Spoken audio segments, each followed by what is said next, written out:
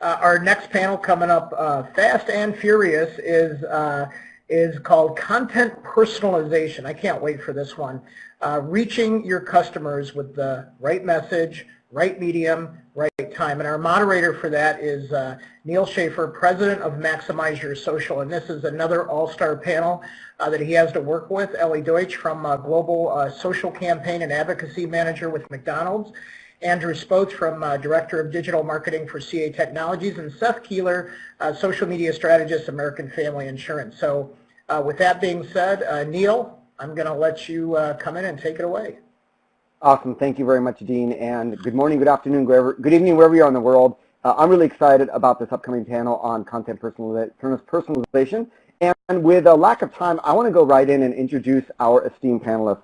First of all, we have Ellie Deutsch, Global Social Campaign and Advocacy Manager from McDonald's. Ellie, welcome. Hey. Awesome. Thanks. Thanks, Ellie. We also have Andrew Spoth, who's Director of Digital Marketing from CA Technologies. Hello, Neil, and hi, everybody. Great to be here. And last but certainly not least, Seth Keeler, who is Social Media Strategist at American Family Insurance. Hello, everyone. Welcome, Thanks for having me. All right, so I'm going to jump into the first question. I'm going to start with you, Andrew. What we're doing right now is an event, and events are obviously a key part of the marketing mix, often one of the biggest budget line items depending on your industry. So how do you approach this topic of content personalization when it comes to communicating with event attendees? I'm going to start with Andrew, but obviously I want you all to chime in after that. Andrew? Sure. So we just got off CA World, which is our annual customer user event. So we did a couple of things. One is leading up to the event, we sought out a couple of high traffic areas on our website, and what we did is we used real-time personalization to single out those individuals that had been there last year with a custom message inviting them back to the event, so drawing them to register online. And then at the event itself, this is interesting. We have several different product lines and business units. And so if you look at the show floor at CA World in Vegas, you have security here, you have DevOps, you have product design, mainframe. And so what we did is we tracked where the users went, which booths they visited and which content areas. And then with our CRM and marketing automation platform, we determined their what we call interest area. And then depending on which interest area won from their behavior on the show floor, we then sent them different emails and custom email content at the end of the day, saying this is the recap of CA World.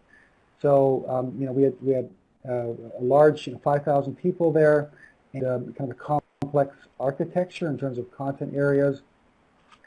So this scoring allows us to do more tailored sales follow-up, having the right type of sales rep follow up with them, but also deliver more relevant content to those people. That's great information, Andrew. I can only imagine what effort it took to do that on that scale, and maybe that's the topic of another webinar, is how do you scale your personalization efforts. Seth, Ellie, any thoughts? Sure, yeah, from our end, honestly, McDonald's has millions of mentions every day, even owned and earned, and we're really trying to be able to grasp the conversation and engage with as many fans as possible. So our goal over the past year or two have really been to try and create that relationship one-to-one with our customers, and using customized images like a happy birthday, insert your name, or whatever type of kind of feel-good moment we can create with our customers through that one-to-one connection is exactly what we're trying to do. And honestly, we use Twitter more than any other channel because that's where the majority of our conversations are. So making our customers feel good and part of the conversation. And everybody loves when a brand tweets them back, so we know that feeling ourselves and have a team that manages that every day. Awesome. Seth, any input, or should we go on to the next question? And I would like to say, I don't think our brand is quite there on a one-to-one status yet, but what we have been able to achieve is developing customer segments, and out of those segments, then we can develop personalized or at least content that we believe is going to resonate better with those particular audiences, and then use those at the appropriate channel and time when necessary. And that would include events as well as like brand awareness and brand campaigns. Great. And Seth, I want to ask you another question. So I sort of went into events, but let's now take a step back at sort of the entire social content strategy, right? What are some of those key focus areas to consider when building your social content strategy that I'm sure all the attendees want to be focused in on? Yeah, to me, some real ones that we've been able to utilize the last couple of years is really talking about scenario planning as well as being adaptive, right? So when we talk about scenario planning, we know that we're going to launch a new TV spot. In advance of doing that, what we want to be able to do is craft Twitter responses based on what kind of reactions we might get based from that spot. Like, where was the spot shot? What's the musical score? Who are the actors? And who is the company that filmed it? So in real time, when that TV ad is launching, we can actually respond with FAQs or responses at a one-to-one basis. Speaking that personalization. So rather than coming back 3 days later and or trying to figure out, okay, who did this, we actually scenario plan ahead of time for all of our marketing efforts. The idea of being adaptive to, and this was mentioned in the earlier panel, was social media is so much about like a test and learn environment. It's really thinking about like living in a lab, right? And so what we like to do is kind of put away like a rainy day fund or a slush fund that we dedicate to being adaptive. So we think, you know what, this could happen this year. Let's build some content around that. If we don't use it, we don't use it. But if it pops up, we have it and we're ready to go with it. One other thing that I want, and this is probably very clear for a lot of people, but it's really critical to set really clear objectives and goals in social and have an understanding that a lot of the content that goes out there has a different intent. Some of it might be simply awareness. Some of it might be site traffic. Some of it might actually be telling your users to do something, right? Use a hashtag or share a photo. So they all have a different purpose, but I think it's really important for before you launch out and do social to have real clear objectives of what it is you're trying to achieve. Great, Andrew, Elliott, social content strategy and personalization. Any tips to offer in addition to what we just heard? Yeah, we tend to. We think of our content strategy on, for example, platforms like LinkedIn and Facebook, and actually orient ourselves around their targeting and segmentation capabilities to tailor content. So there, a quick one would be by language, but we've also done it by job title and role. And briefly on Twitter, there our segmentation strategy is. Well, we start with having a fleet of Twitter accounts based on language and some by product line as well, instead of having one and then using built-in targeting mechanisms. So that's kind of how we've structured our corporate social account architecture to just speak more directly to our people. And then there's obviously when it comes to paid social, some much more to get the right message to the right person at the right time, but probably something for a deeper dive of the question. And I'll add to what Andrew's saying. Our strategy is very similar from a corporate perspective. We have a full content plan that is different on every single channel as we're trying to reach different audiences depending on what target demographics are on those channels. But for LinkedIn, we customize our content by the certain region or language of where people are in the world to view our global page. For Facebook, we have our corporate global pages set up by division. So actually, if you're in a different country than the U.S. and you try to go to the U.S. page, you'll be redirected to that local or that market level page just from the way that the global Facebook page infrastructure is set up. And that helps us really customize the content to that specific customer that's trying to view in their own language or region.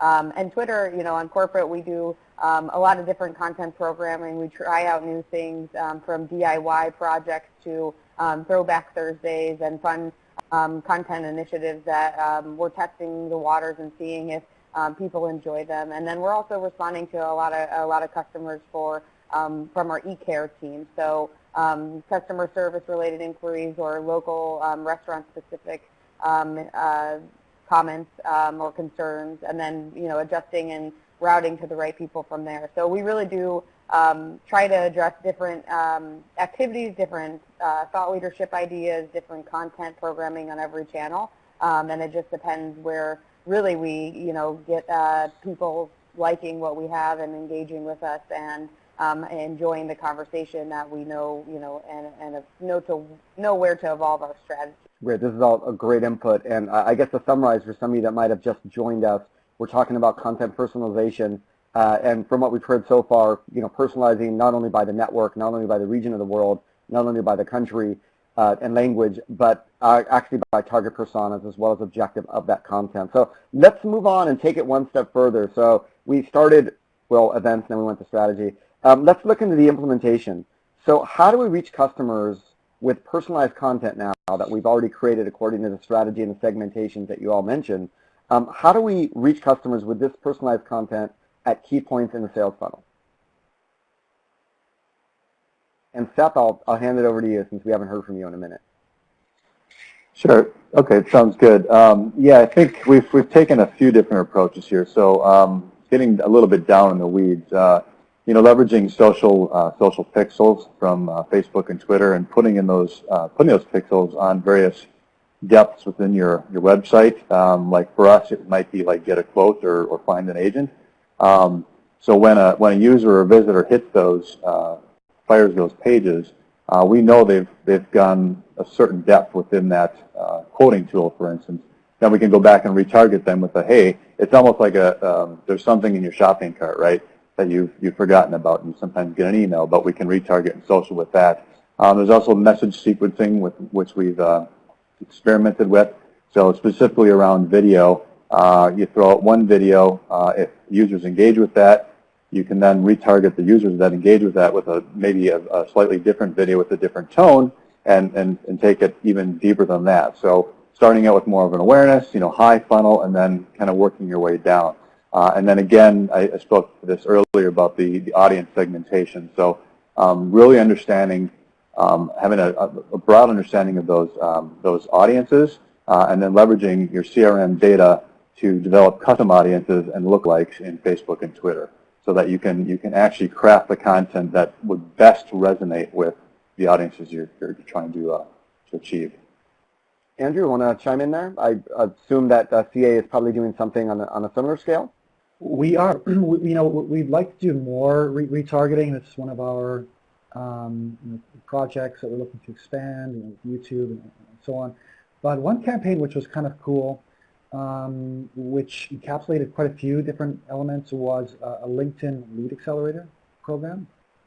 Not sure how many of you have heard of that. It's actually since been renamed and woven into LinkedIn's ad management. But basically, we could set up a series of assets, ranging from top of funnel to mid funnel, and then serve those up across LinkedIn's display ad network, sponsored updates. We actually included even Facebook's ad network, and then we could serve those up progressively over time. So kind of like email nurturing, but using social. And then in terms of building those segments, there were two components. One was a custom audience, so taking our CRM data and taking a very qualified list of people and bringing them into this nurture stream, and then also doing some retargeting off of our website. So we took our homepage as well as kind of a deeper page, and then did some retargeting based on that behavior, then launched them into this kind of automated social nurture program. Ellie, so for McDonald's, our sales, yeah, sure. For McDonald's, obviously, we have a different type of sales funnel because of the premise of our business being based on retail locations and our physical restaurants.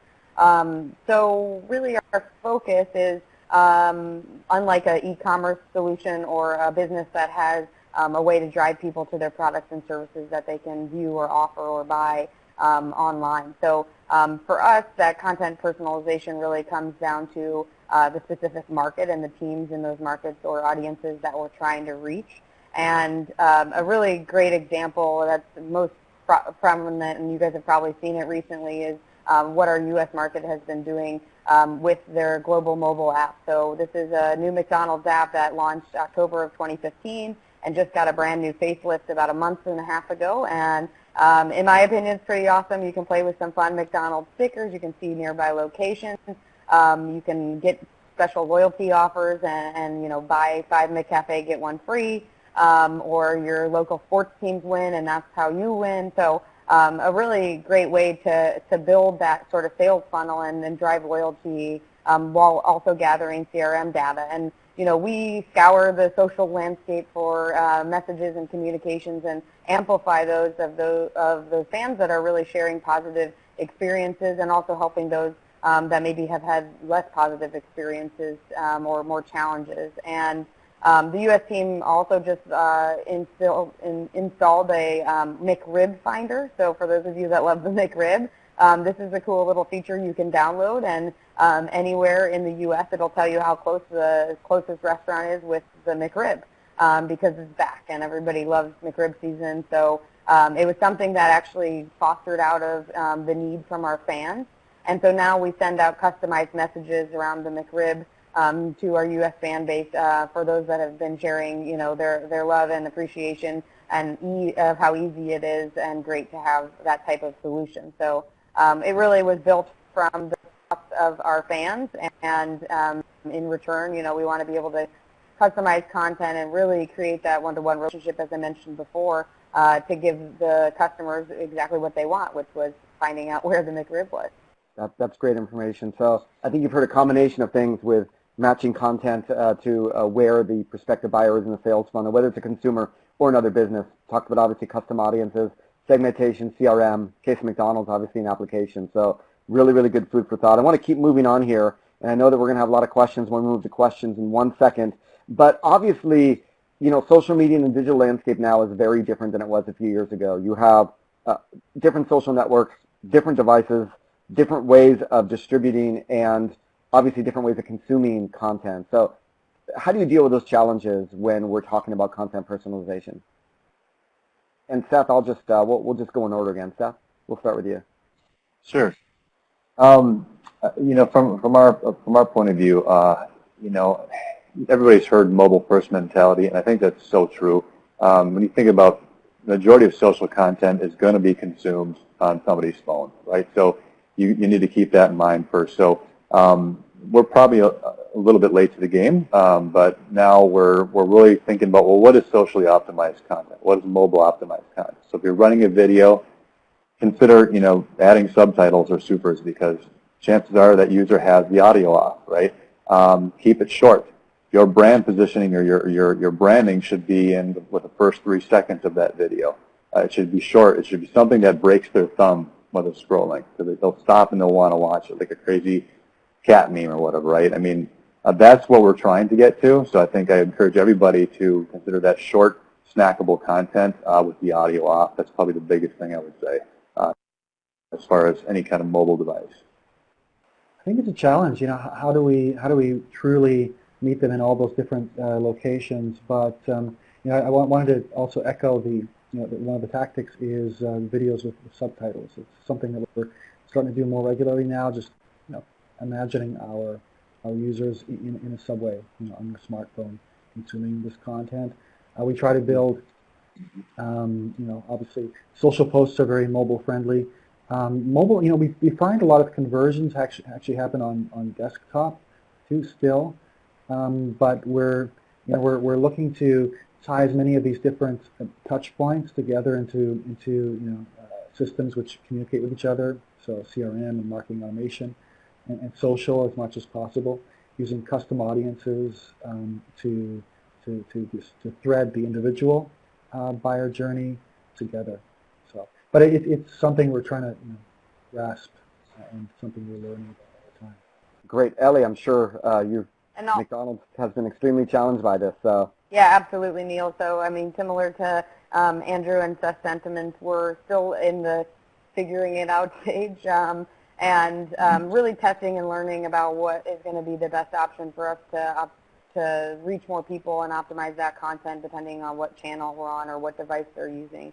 So that's always at the first thought of our minds, and just trying to figure out really how are we reaching people. And as Seth said, you know, really we're still customizing everything for mobile, but knowing that virtual reality and augmented reality, and even what the previous channel was talking about with just live video content, you know, how do we keep that relative short, quick, snackable, and also reach our customers. So continually evolving our strategy and the way that we distribute content, and also how we're reaching people on various devices.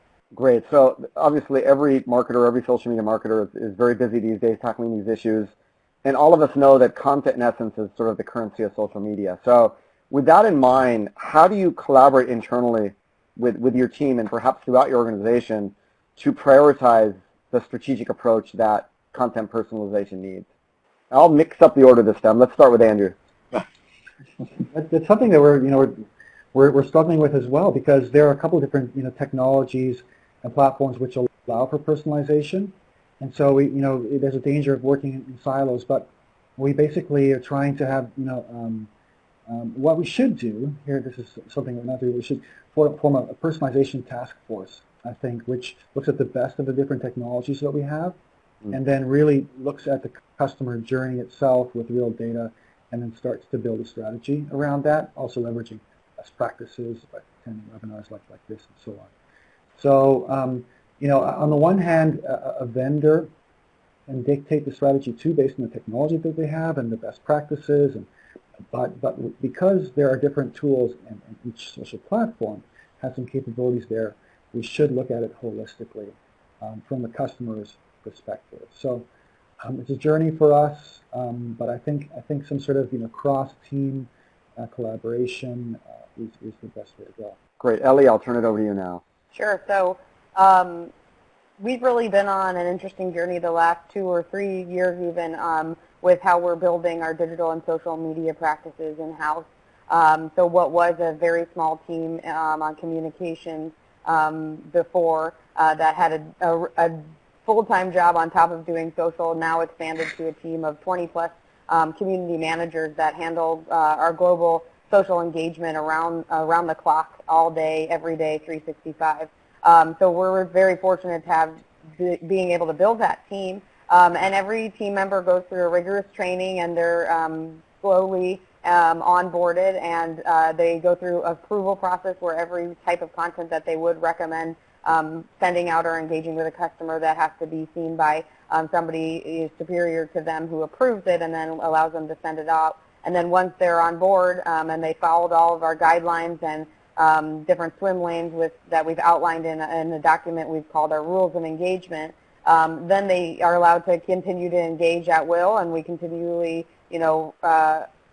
monitor what they're saying, and people have a lot of fun doing our social engagement, because as you can imagine, a lot of different conversations come up all over the world about McDonald's. So we've really built that focus on internal education and even employee advocacy. So training and building up the purpose of social and how it's valuable for our brand, not just if you're behind the scenes doing the social legwork, but even if you're just a representative employee of the company, being able to share news and positive messages about the brand online through your own personal social channels has been a great build that we've added to the company, and we're continuing to grow and show people the purpose of social media and what it can do for reaching more customers and building our brand. Great. Seth?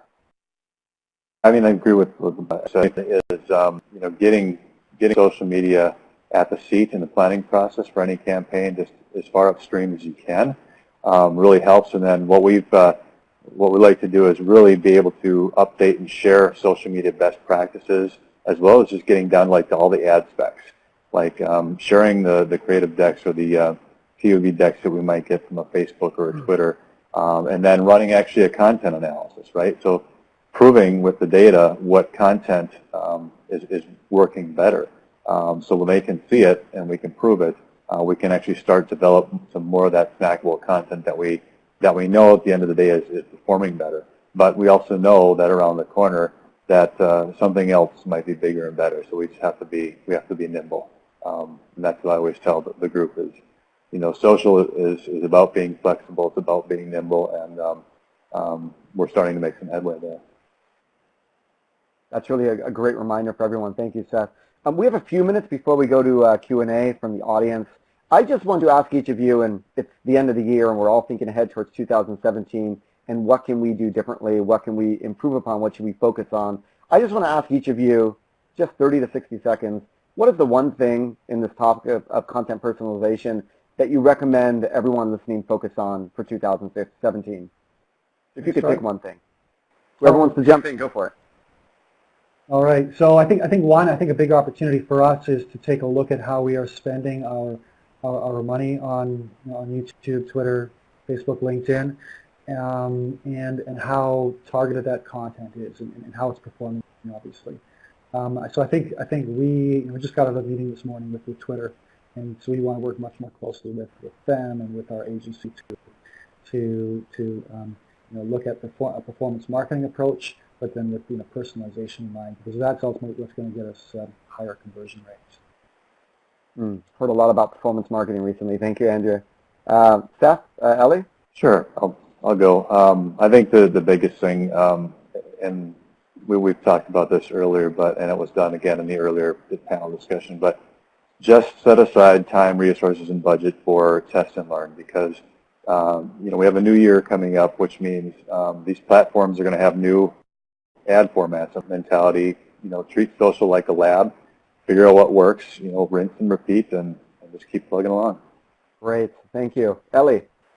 I think, the landscape and the whole digital environment, it really needs to hone in on that personalization note. So really finding a way to simply own content personalization. So it seems like a really robust thing, but really not having a cheat sheet or FAQ or rules of engagement or whatever you call it that you copy and paste your answers from for every single customer, especially on Twitter with customer service. We've seen a lot of different companies. You look at their, Twitter streams, and it's all the same message every single time. Or if a new campaign comes up, they only have a certain amount of content, and it's very, strict or, specific to that campaign. And we really encourage our corporate social response team to really engage with people and get creative and have fun. They know the guidelines.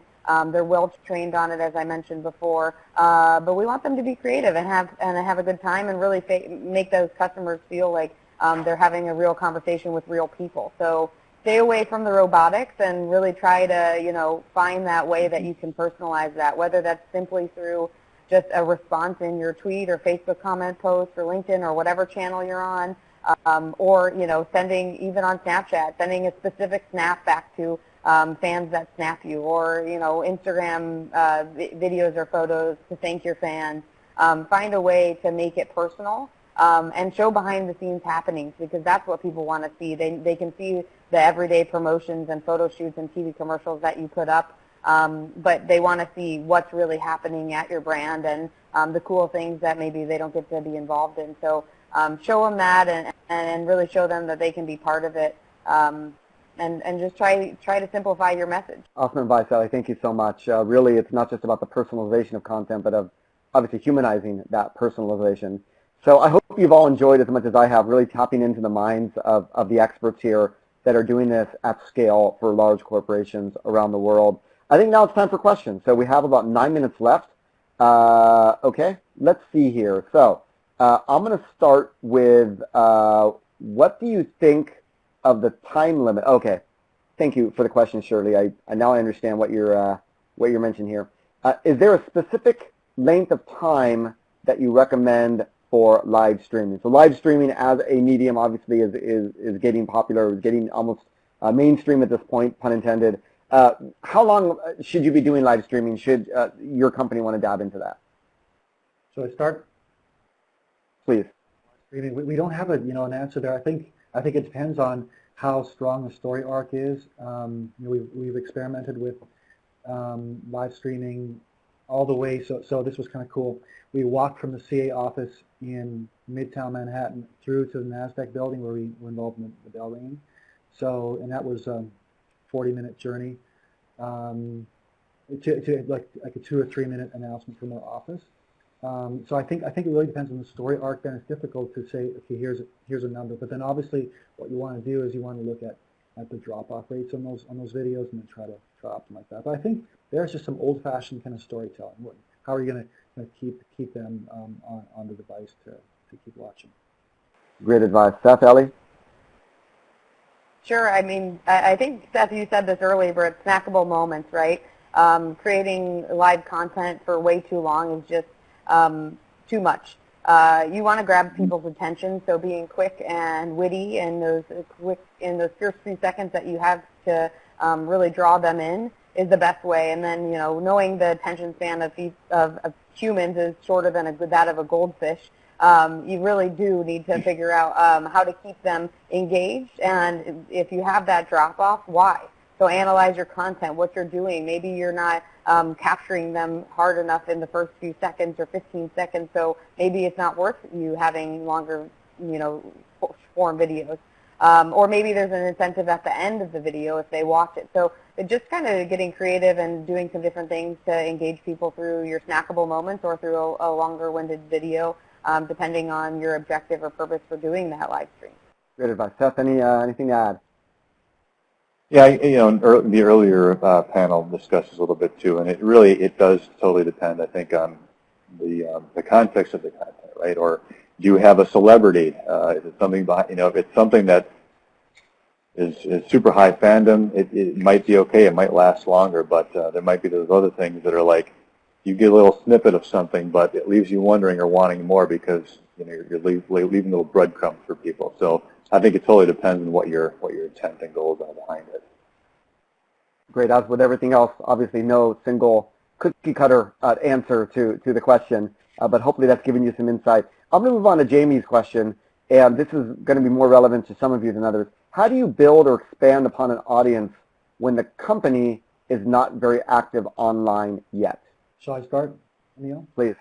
So I'm thinking this is, so do they mean our company, the company that's marketing itself, or the customers? I think I'll go with the latter. I'm going to assume that. We've thought that too. We've traditionally sold to senior people in IT, and so what kind of events do they go to? What kind of media do they consume? But there's definitely a shift happening, and so you don't want to be behind that curve. You want to be ahead of it. And then also think about the people that they are connected to, the people that they speak to, analysts, bloggers who write for the publications that they read. So I would think about the whole ecosystem. Also, you want to make sure that you are demonstrating that you are a company that gets it and is forward thinking. So that's kind of been part of what motivates us to invest and experiment, like stuff that you're saying, in these newer technologies to make sure that we're not behind and that we're also demonstrating innovation. Great advice. Ellie, Seth, any further comments on the question? I mean, I think honestly, I guess big numbers if I'm reading the everybody question, loves to go have. ahead. Sorry, I'll just be short. Big numbers are sexy, and people love having massive followings. And obviously, McDonald's is a worldwide organization, been around for 61 years, and we've grown a pretty big following. But it's not about how big your audience is, it's about how engaged they are. So it doesn't matter if you have 5 people and they could be the biggest fans of your brand, or 500 people or 5 million people. You want to have the people that are loyal customers that know you. And if you're not very active online, that's okay, because those are the people that have sought you out and that are really going to, engage with you and be part of your community that you're trying to build. And that's more important than having, big, large, sexy numbers of followers. Great advice. Seth? Yeah, I would say the same thing. I mean, we, back in the old days of social, community growth was like a goal. It was like, let's get a big audience, right? And for somebody starting out, I think, yeah, you want to grow an audience, but you also want it to be loyal. You don't want to buy followers through Fiverr. That's just the wrong approach. you're just going to see a lot of attrition, fake accounts, all that stuff, right? And I think if you're going to have an approach or a tactic to build a following on your social presence, if that's what this question is related to, I think you need to figure out what the value is to the user that follows you or likes your page, right? What additional value are you providing them? And maybe another way to look at it is start with your email customer base, right? If they're already customers, that might be where you start your ask, right? But then you need to have something of value in return. All great sage advice. 2 more minutes left. I'm going to go to the last question, asking 60 seconds. I already asked you all sort of what is the one thing everyone should focus on in a different way, since we're at the end of the year looking ahead. What do you think is next in personalized content?